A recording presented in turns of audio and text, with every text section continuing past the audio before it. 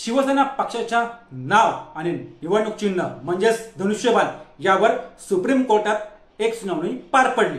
Supreme कोर्टाने निवडणूक चिन्हाबद्दल एक मोठं विधान केले। त्यामुळे उपमुख्यमंत्री एकनाथ शिंदे यांची डोकेदुखी वाढणार असं पाहायला मिळत आहे। पक्ष मिळाला, चिन्ह मिळालं, विधानसभेत मोठं यश पण मिळालं। हे सगळं जरी खरं असलं तरी माननीय न्यायमूर्ती सूर्यकांत यांच्या एका विधानाने हे सगळं जाऊ शकतं याची जाणीव एकनाथ शिंदे यांना नक्कीच झाली असणार। कोर्टाने सुनावणी पुढे ढकलली असली तरी सुद्धा उद्धव ठाकरे यांच्या शिवसेनेचे वकील कपिल सिब्बल यांनी उद्धव ठाकरे यांची बाजू अगदी भक्कम मजबूत मांडली आहे। माननीय न्यायमूर्ती सूर्यकांत यांच्या काही विधानांनी शिंदे यांच्या मनात मोठा गोंधळ निर्माण झाला असणार हे नक्की। कारण माननीय न्यायमूर्ती सूर्यकांत यांनी एकनाथ शिंदे यांना मिळालेला शिवसेना पक्ष आणि धनुष्यबाण हे चिन्ह कायम नसल्याचं सांगितलं आहे। त्यामुळे एकनाथ शिंदे यांच्यावर आता पक्ष आणि चिन्ह याचे टांगती तलवार कायम राहिलेली आहे। नमस्कार, मी किशोर बलकवडे आणि आपण पाहतात विषयच वेगळा। केंद्रीय निवडणूक आयोगाने शिवसेना पक्ष आणि धनुष्यबाण हे चिन्ह उपमुख्यमंत्री एकनाथ शिंदे यांना देण्याचा निर्णय पुन्हा एकदा समोर आलेला आहे।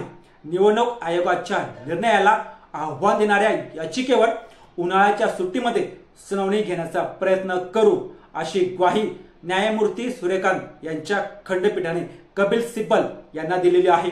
स्थानिक स्वराज्य संस्थांच्या निवडणुका ह्या आता तोंडावर आहेत आणि या निवडणुकांचा मार्ग जवळ मोकळा झाल्यानंतर शिवसेना हे नाव आणि धनुष्यबाण या निवडणूक चिन्हाच्या याचिकेवर तातडीने सुनावणी होणं गरजेचं आहे असं मत कपिल सिब्बल यांनी न्यायालयापुढे मांडलं आणि निवडणूक आयोगाने मूळ शिवसेना पक्ष आणि धनुष्यबाण हे चिन्ह शिंदे गटाला दिलेला आहे। हा निर्णय सर्वोच्च न्यायालयाच्या निर्णयाच्या विरोधामध्ये आहे। तसंच आमदार आणि खासदारांची संख्या जास्त आहे म्हणून पक्षावर दुसऱ्या कोणाला अधिकार देता येत नाही असा निकाल सर्वोच्च न्यायालयानेच दिला होता। ही महत्वाची बाब सुद्धा कपिल सिब्बल यांनी खंडपीठाच्या लक्षात आणून दिलेली आहे। राष्ट्रवादी काँग्रेस प्रमाणे उद्धव ठाकरे यांच्याकडे सुद्धा पक्ष आणि चिन्ह आहे। येत्या निवडणुका त्यावर लढवायच्या। तसंच स्थानिक निवडणुकांमध्ये मतदार जो असतो तो मतदार निवडणूक चिन्हाला किंवा पक्षाला फारसं महत्त्व देत नाही। स्थानिक स्वराज्य संस्थांच्या निवडणुका ह्या पॅनलवर लढवल्या जातात।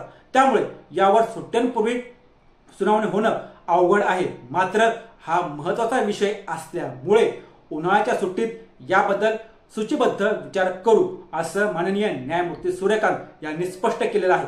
त्यामुळे येणाऱ्या स्थानिक स्वराज्य संस्थांच्या म्हणजेच महापालिकांच्या निवडणुका उद्धव ठाकरे हे मशाल आणि एकनाथ शिंदे हे धनुष्यबाण या चिन्हावर लढणार असल्याचं दिसतं आहे।